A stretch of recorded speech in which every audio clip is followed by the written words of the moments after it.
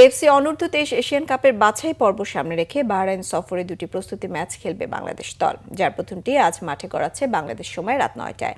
বাহরাইনের বিপক্ষে কন্ডিশন মানিয়ে ভালো কিছুর আশায় সাইফুল বারী টিটুর শিশুরা। আগামী ১ থেকে ৯ সেপ্টেম্বর ভিয়েতনামে হবে এএফসি অনূর্ধ্ব-23 এশিয়ান কাপ বাছাই পর্ব। বাংলাদেশের গ্রুপে আছে স্বাগতিক ভিয়েতনাম, সিঙ্গাপুর ও ইয়েমেন।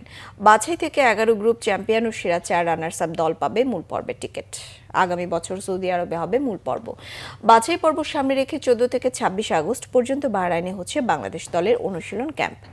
বাহরাইন অনূর্ধ্ব-23 দলের বিপক্ষে দ্বিতীয় প্রস্তুতি ম্যাচটি হবে ২২ আগস্ট। বাহরাইন থেকে দেশে ফিরে ২৯ আগস্ট ভিয়েতনামের উদ্দেশ্যে রওনা হবে বাংলাদেশ দল।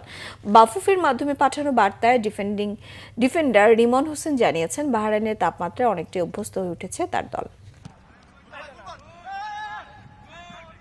আমাদের টিমের প্রিপারেশন অনেক ভালো, আর এখানে ওয়েদারের একটু প্রবলেম ছিল, তো আমরা ৩-৪ দিনের ট্রেনিং সেশনে আমরা এটা অ্যাডজাস্ট করে নিছি। তো আশা করি আমাদের কালকে একটা ভালো রেজাল্ট হবে। আর দেশবাসী আপনারা আমাদের জন্য দোয়া করবেন।